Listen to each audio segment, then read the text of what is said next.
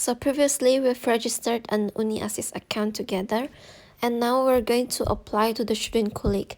This is going to be a very long video because we'll go through each of the steps, and I'm going to explain each of the questions and also the terms that you should know, like NT, the scores, a long video. But for you who has never applied to Studienkolleg, to UniAssist, it's going to be an example on how to do it. I hope this video helps and could give you the confidence and courage to apply them yourself. So without further ado, let's start. So on the last video, we were on this page, and then to apply, we click on semester Angebot. And here there are things that you need to check. The first one is the semester. You have to choose the right semester. Winter semester usually starts in October, and summer semester usually starts in April. After that, if you search for Studienkolleg, there are only 5 or 6 options here, and those are from Stuttgart Halle, Uni Halle. Why? Because usually for Stuttgart, you have to apply for the major, not for the Studienkolleg. So only for Studienkolleg Halle, you can search for Studienkolleg and choose this one here on this site. We've talked about the courses in Studienkolleg, but here we see a DSH course. It's for international students who has A-levels or IB certificates and don't need to attend Studienkolleg. They only need to have the DSH German certificate or T1 German certificate, so they can go to this DSH course in Studienkolleg Halle.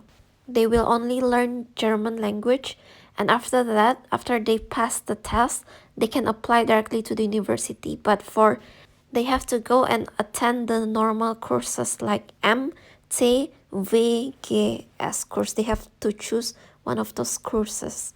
So for Halle, you can choose Studienkolleg, but for others, you have to choose the major you want to study. Most of the students want to study medicine here, so I'm going to type in medicine. I'm going to choose some of them, and to choose, you click on the box here. So on info, if you see here in Zulassungstyp, there are Orts-NT and Zentral-NT. NT is numerus clausus. So the majors with NT have a minimum score you need to pass in order to be able to study these majors. For example, medicine, they say the NT for medicine is 1.0. If we see Arts-NT, it means that the university use a local NT standard. It means that it could be a bit different to the other universities or even to the previous semester. It depends on the average scores of the students who applied, the standards of the university itself. So there are lots of considerations, and the minimum NT is only for this university in this semester. But if the university uses Central NT, means that the university uses the same standard minimum NT that applies in all Germany. It's not easy to get 1.0, but what's even harder is the majors with NT have a very limited seats, so not all students who have 1.0 could get into this major like medicine, pharmacies. They are very limited, so the better your score is, the higher is your chance to be accepted. After we choose some universities for medicine, we click on this box here on the upper right position, and then you'll see the majors and also from which universities you have chosen. And now we have to answer some questions. We need to answer the questions that are still red. First, we click on it, and then these are the questions which we need to answer. First, it's about our education background. We have to list the name of the school, and then from which month and year until which month and year. And you have to write it from elementary school until high school. So first you type in your school's name, and then you add an information like Grundschule is for elementary school, Mittlere Schule is for middle school, and Oberschule is for high school. That's what I've written, and you can also write that too if you don't know what to write. And you also write the city where the school is, and then the period of time you were in the school, and then the country. Yeah, you wrote the 3 schools you were in. So every address, every school's name that I wrote are fictive. They are not real. But the period of time and the years, the country, I tried to write it as true as possible. But the other informations are fictive. So it's just an example for you, so you know the layout on how to write it. And next we have questions about Hochschulsaufnahmeprüfung. It's an entrance exam for university, but for some countries it's not a must, so we don't really have to do this kind of exams. So for us it's a no 9. But if I'm not mistaken, I've heard once that my friend from Vietnam has to do this kind of university entrance exam. So in their case, they have to click on yeah and click the date on when they did this test. The next question is about Studienkolleg. The question is, have you attended a Studienkolleg before? If yes, you have to write the name of the Studienkolleg, where it is, and also the time when you did the Feststellungsprüfung. That's the last exam of the Studienkolleg. But we're now applying for Studienkolleg, so we can skip this part. The next question is about university. It's not only about university, but have you had any job training, any practicum experience that you did in Germany, not in your own country, but in Germany? If yes, it could give us like extra points, but it's only important if you're applying to university. For Studienkolleg, it's not that important, but it's good when applying to the university. It's not a must, but it gives us like an extra credit that we did those practicums before.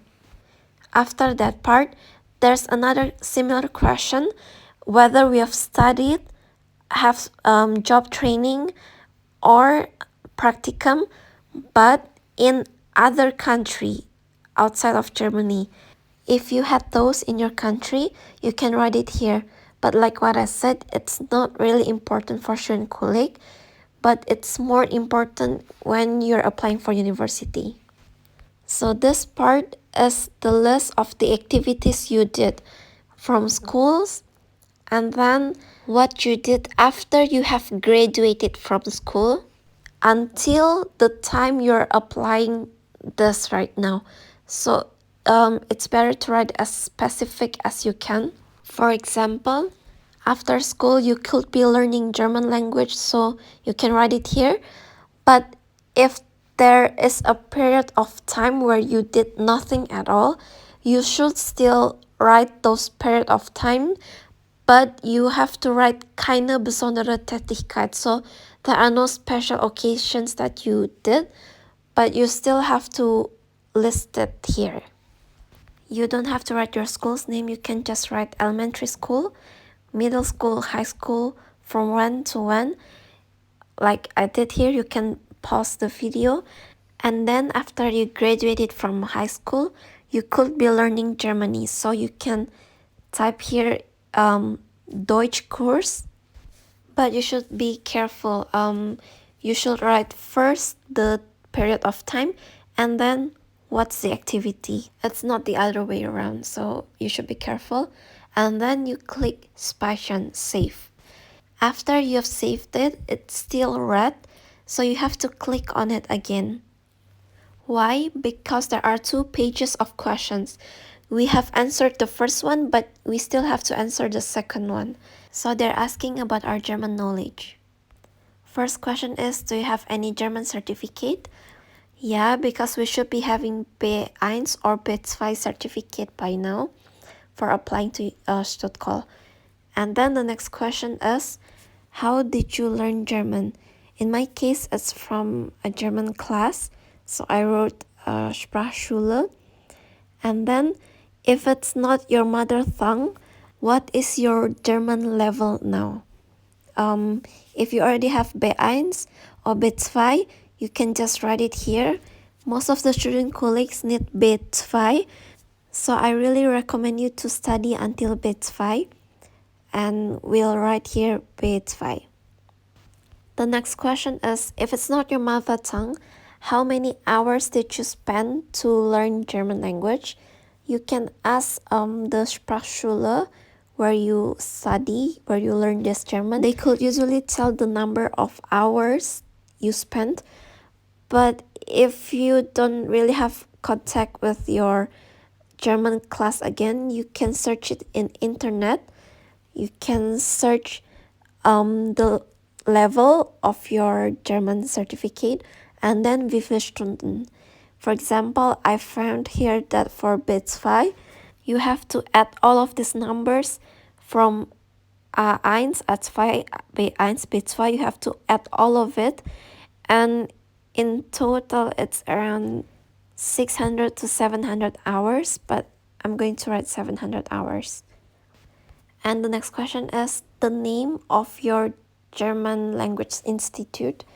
You can write here Goethe if you've visited the Goethe Sprachkurs, and if not, you can write it the German class you have in your own country. After that, they ask about your German certificate. So if you know, there are some standard German certificates that you need to have for the university, like DSD, DSH, and it says that for the standard German certificate, you can see it down if you scroll more. But here, I'm going to give the Goethe certificate, and it's not the one for the university, because for university, you need C1 or even C2, but this is Studienkolleg, so you don't really need to have this standard certificate for the university. You can just write what you have. It's, for example, Goethe certificate and B2 level. The next question is about Teststoffprüfung. It's one of the standards certificate that I said before for the university, but we don't have any, so we can just click 9. And then they ask you about the scores of the test stuff. You can just skip these questions. And then there are more. Aside from test stuff, there are more certificates. DSH, DSD, Goethe certificate C1, C2. But those are the minimum requirements that are needed for the university. If we finish Studienkolleg, we'll have another certificate from the Studienkolleg, and it's equal to those standard certificates, so you can skip this part. The next question is, are you attending a German class right now in this moment? For example, we are still in a German class right now when we're applying, so we click yeah, and then we have to write what's the name of our German class institution. The next question is about English. Can you speak English? Yeah, for example. And then how did you learn English? So for most of us, I think English is like our second language. So maybe you learned from school. You can just type Sekundarschule, and then the level, how good is your English? So the next question is about the English certificate. Do you have any Cambridge certificate? Yes or no? You can specify it. And then, for example, TOEFL, do you have TOEFL? Yes or no? For example, we do have TOEFL. we can write our score. I'm not quite sure if it's the correct one, but it's just as an example. So we write the score, and then about IELTS, we have IELTS yes or no. And then if you scroll downwards, they have questions about other languages. Maybe you are multilingual or something like that, and you can speak other 3 or 4 languages. I don't know, you can just write it here. But for me, I do speak Indonesian, so I can write Indonesisch. And then it's my mother tongue, so Muttersprache. And then which level? Muttersprache. So the next language you can, I don't know, I just type in whatever. Spanish maybe. It's not that crucial, this part. It's okay if you don't speak any other languages and just skip this part. And the next part is about the finance. The first question is, do you get any scholarship? Usually there's no scholarship for Studienkolleg at all, so you can skip this part. But if you do have, you can write the name of the scholarship you get. And the next question is, if it's not, then how do you get to finance yourself? It states that Angaben freiwillig. It means that you have the freedom to write it or not. Most of us get it from our parents, so you can write altern, or you can just leave it blank. It's up to you.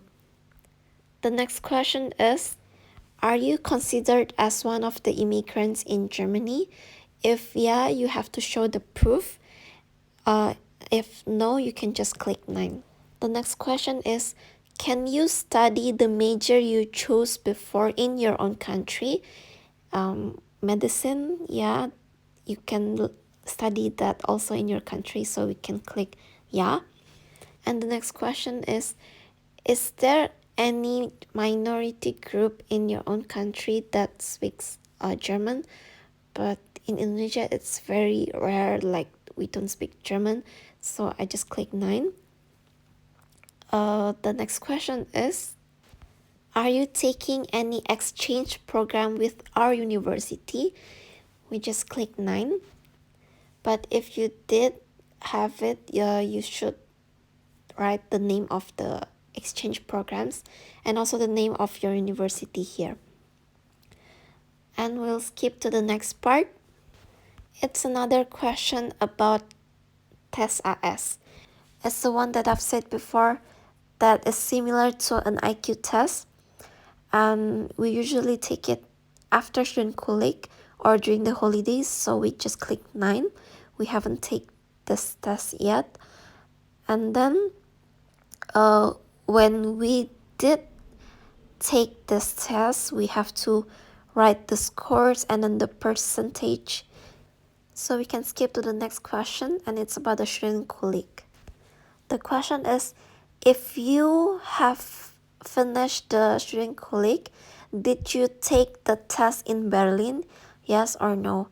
We're applying for Studienkolleg, so we just click on 9.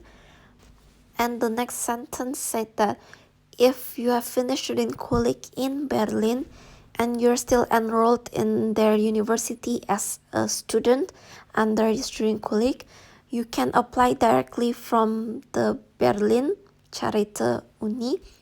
So you can skip applying from Uni Assist. You can just apply directly. But here, the next question is, are you applying to go to Studienkolleg? It's either yes, no, or maybe. I'm not sure, but I will go if it's needed. So we know that we need to go to Studienkolleg, and we can click on yes directly.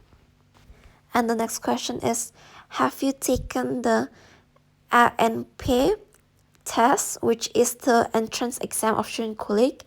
If yes, when? And then where? You have to list those for them.